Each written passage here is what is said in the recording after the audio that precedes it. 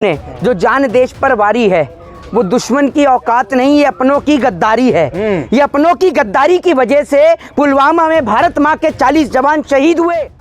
और इंटरव्यू में एक ऐसे शख्स को दिया जिस शख्स ने नरेंद्र मोदी जी को पानी पिला दिया था, आपको याद होगा। सरकार ने कहा कि आप अपना मुंह बंद रखिए। जी के आंसू नकली थे उस वक्त जब वो रो रहे थे। नरेंद्र मोदी जी के आंसू, नरेंद्र मोदी जी तो आदमी खुद नकली हैं, ये खुद ही आदमी। पुलवामा की घटना हो जाने के बाद तब से लेकर अब तक कितनी बार नेता, मंत्री या सांसद उनके घर पे गए हैं कि आपकी बेटियों की शादी हो रही है या नहीं हो रही है, आपके घर में क्या तकलीफ है, आपको क्या दिक्कत है, पूछा है कभी किसी नेता ने जाकर? ये लोग सिर्फ ऐसी सरकार के ऊपर थूकता हूं ऐसी सरकार के ऊपर जो, सुन लीजिए, ये अतीक अहमद का मुद्दा सिर्फ इसलिए चलाया जा रहा है ताकि सतपाल मलिक की बात के ऊपर पर्दा ढक दिया जा सके। रुपया अगर विदेश यात्रा पे खर्च होता है, करोड़ों रुपया देश के भगोड़े लेकर भागते हैं, तो लाखों करोड़ों रुपए के विमान देश के जवान के लिए क्यों नहीं हुए, मैं पूछना चाहता हूँ। मोहित शर्मा जी, क्या देख रहे हैं सतपाल मलिक को जिस तरीके से एक्सपोज किया गया पुलवामा में कि भैया मोदी जी बोले शांत रहने के लिए, चुप रहने के लिए, कैसे देख रहे हैं? देखिए, मैं यही कहूँगा कि पुलवामा में वीर शहीदों ने जो जान देश पर वारी है वो दुश्मन की औकात नहीं, ये अपनों की गद्दारी है। ये अपनों की गद्दारी की वजह से पुलवामा में भारत माँ के 40 जवान शहीद हुए। और आज देश की गोदी मीडिया जो प्रोपोगेंडा रच रही है, वो प्रोपोगेंडा पूरा देश देख रहा है। मैं अपने देश वतन, अपने भारत देश के लिए अंतिम सांस, आखिरी सांस तक बोलता रहूंगा, क्योंकि अगर ये देश है तो इस देश से आपकी भी पहचान है, मेरी भी पहचान है, तो सबसे पहले आपको इस देश के लिए बोलना होगा। सतपाल मलिक ने इतना बड़ा खुलासा कर दिया कि देश की गोदी मीडिया की रात की रोटी भी नहीं खाई जा रही है। सतपाल मलिक ने अपने दिए हुए एक इंटरव्यू के दौरान, और इंटरव्यू में एक ऐसे शख्स को दिया जिस शख्स ने नरेंद्र मोदी जी को पानी पिला दिया था, आपको याद होगा, ठीक है ना।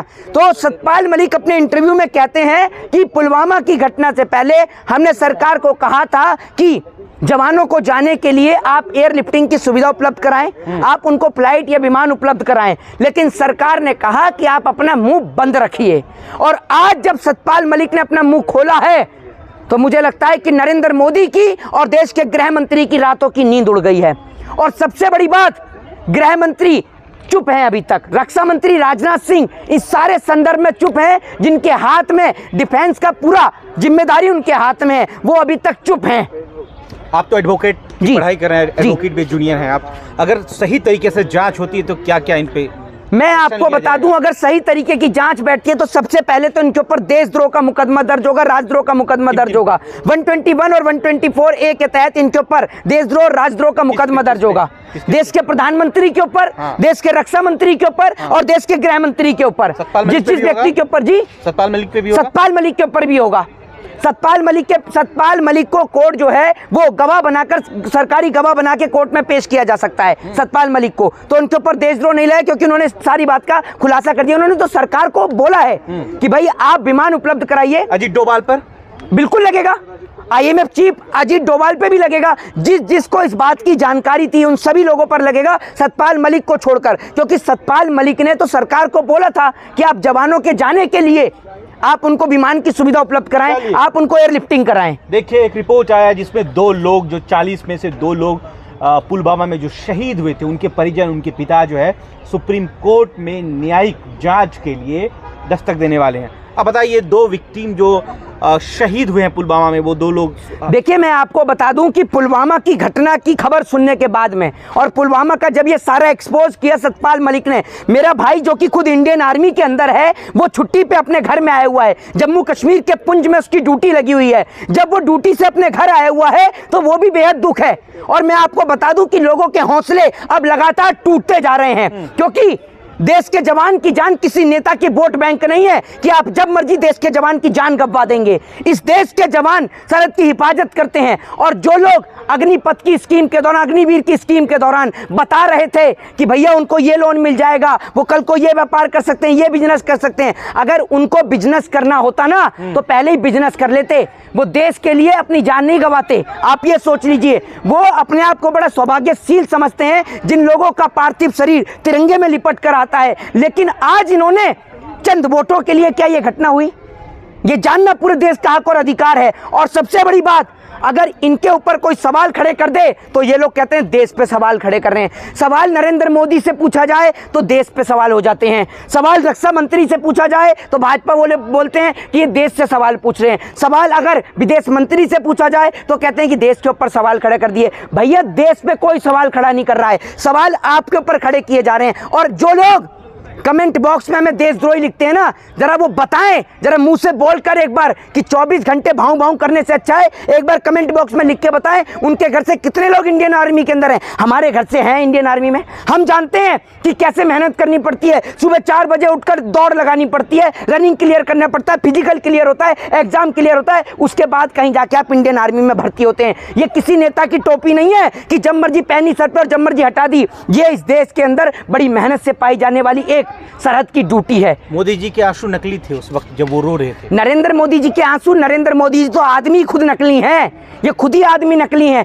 कभी जवानों के बीच दिवाली मनाने चले जाते हैं। एक बात आप मुझे बताइए, पुलवामा की घटना हो जाने के बाद तब से लेकर अब तक कितनी बार नेता मंत्री या सांसद उनके घर पे गए हैं कि आपकी बेटियों की शादी हो रही है या नहीं हो रही है, आपके घर में क्या तकलीफ है, आपको क्या दिक्कत है, पूछा है कभी किसी नेता ने जाकर? ये लोग सिर्फ और सिर्फ वहां पर जवानों के पार्थिव शरीर के पास भी सिर्फ इसलिए जाते हैं ताकि उनसे वोट बैंक बटोर लिया जाए। लेकिन मैं आपको बता दूं, आज इस देश का जवान बेहद दुखी है और इस देश का जवान को बड़े दिल पर ठेस पहुंची है कि हम लोग ईमानदारी के साथ, निष्ठा के साथ -10 डिग्री टेम्परेचर में अपने भारत देश की सरहद की हिफाजत करते हैं और हमारे लिए इस देश में विमान की सुविधा नहीं है।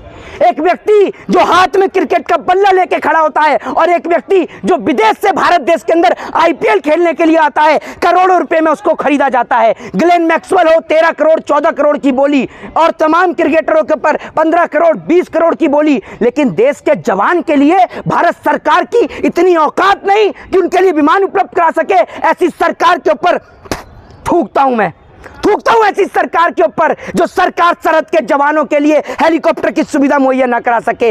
ऐसी सरकार के ऊपर हमें शर्म आती है जो देश के जवानों को विमान उपलब्ध ना करा सके। और आप इसके लिए हमें जेल में डालें तो हमें जेल में जाना मंजूर है, लेकिन आपके लिए आपकी बातों के आगे झुकना मंजूर नहीं है। अतीक अहमद के मुद्दे को कैसे देख रहे हैं? जो 3 लोग, ये अतीक अहमद, सुन लीजिए, ये अतीक अहमद का मुद्दा सिर्फ इसलिए चलाया जा रहा है ताकि सतपाल मलिक की बात के ऊपर पर्दा ढक दिया जा सके।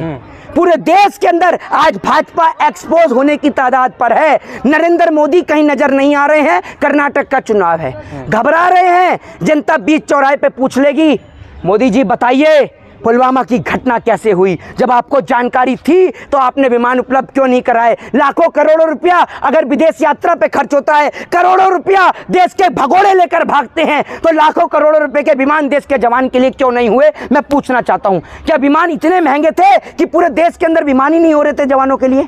बताइए आप मुझे, एक नेता का नाम बताइए, एक मंत्री का नाम बताइए, एक सांसद का नाम बताइए जिसको आपने बैलगाड़ी से जाते हुए देखा है। बता दीजिए।